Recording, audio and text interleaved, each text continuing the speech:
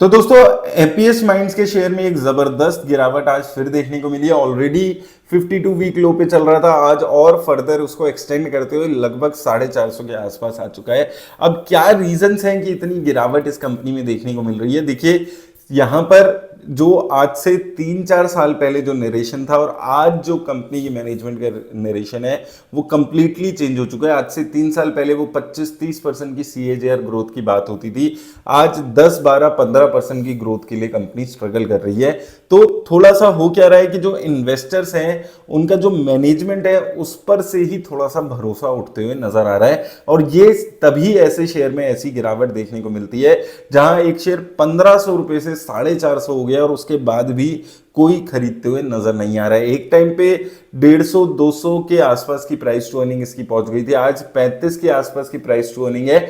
तब भी कोई एक्साइटमेंट, ऐसा कोई भी बात नहीं कर रहा है कि बहुत वैल्यू इन्वेस्टिंग की अपॉर्चुनिटी हैप्पीएस्ट माइंड में नजर आ रही है। सबसे बड़ा रीजन है उसका मैनेजमेंट। जो इनके प्रोमोटर्स थे उन्होंने अपना स्टेक हल्का किया है। 40% से ऊपर की होल्डिंग हुआ करती थी, ओवर अ पीरियड आज 32% के आसपास की होल्डिंग रह गई है। जो इनके प्रोमोटर थे वो काफ़ी रेप्यूटेड प्रोमोटर माने गए थे और उनके नाम पे ही ये स्टॉक इतना ज़्यादा चलते हुए नजर आया था।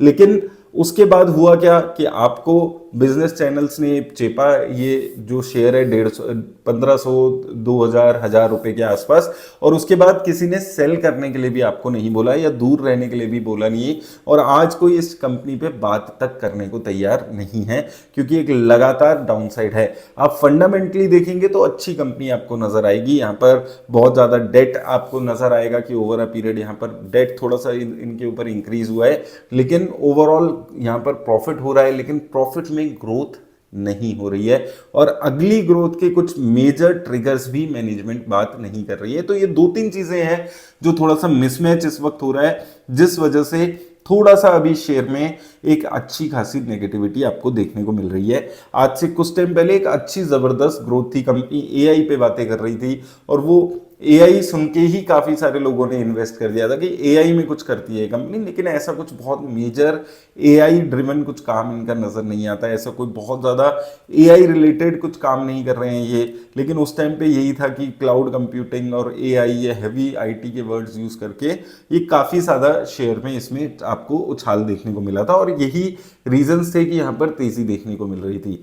अभी स्लो डाउन आ रहा है, हालांकि अब तो आप देखोगे तो धीरे धीरे जो वैल्यूएशन है इसकी वो काफी रीजनेबल हो रही है। अनटिल एंड अनलेस बहुत ज्यादा कुछ कोई मिस गवर्नेंस नहीं है, कोई ऐसे फ्रॉड्स अंदर कंपनी में नहीं चल रहे हैं, तो अभी वैल्यूएशंस इसकी काफी रीजनेबल होती हुई नजर आ रही है। और फर्दर अगर ये और 5-7% गिरता है तो 2030 की वैल्यूएशंस एक IT, mid cap IT, small cap IT company के लिए एक अच्छी वैल्यूएशंस मानी जा सकती है। लेकिन उसके लिए जो इन्वेस्टर्स हैं उनको साथ चाहिए होगा प्रोमोटर्स का, इनकी मैनेजमेंट का, जो कि अभी थोड़ा सा ट्रस्ट जो है वो हिलता हुआ नजर आ रहा है। और ये मेजर रीजन है कि शेयर गिर रहा है और उसके बाद थोड़ा सा गिरने के बाद और गिर रहा है और गिरने के बाद थोड़ा सा और गिर जाता है। ये हमने लगातार 700, 750 से देखा है और 500, 450 के आसपास आ चुका है आज शेयर। आज से 1-1.5 साल पहले मैंने खुद भी इस शेयर के बारे में बात की थी। मैंने भी बोला था कि हाँ, मैनेजमेंट काफी पॉजिटिव लग रही है, मैनेजमेंट 25-30% की सीएजीआर की बात कर रही है, लेकिन ओवर अ पीरियड जब पहले इसको इससे निकलने के लिए बोला था वो इसका रीजन यही था कि जो मैनेजमेंट बोल रही है और जो रिजल्ट्स आ रहे हैं वो उसमें एक भारी मिसमैच नजर आ रहा था, और वही चीज अभी होते हुए इस कंपनी में नजर आ रही है। तो मुझे लगता है थोड़ा सा अभी आपको वेट एंड वॉच करना चाहिए। अभी एक सीधी सीधी गिरावट इस कंपनी में आ रही है, कोई रुकावट नहीं है, कोई सपोर्ट काम नहीं कर रहा है। तो जब तक स्टेबिलिटी इसके प्राइसेस में नहीं आती है, किस लेवल पे आएगी वो कहना मुश्किल है, 500, 400 और कोई क्वार्टरली नंबर्स जहां पर एक अच्छी ग्रोथ, एक प्रॉफिट में और सेल्स में अच्छी ग्रोथ, ये दोनों का कॉम्बिनेशन जब तक नहीं होगा तो थोड़ा सा इस शेयर को आप थोड़ा सा अभी अपना अवॉइड लिस्ट में ही रखिएगा। अगर कोई स्टेबिलिटी मिलती है इसके शेयर्स में और इसके प्राइसेस में, इसके प्रॉफिट्स में, तो ही ये कुछ खरीदने का कैंडिडेट बनते हुए नजर आएगा। तो थोड़ा सा इस एंगल से इस शेयर में थोड़ा सा बच के रहिएगा, क्योंकि अभी टेक्निकली बहुत ज्यादा कमजोर हो चुका है, लगातार गिरावट है।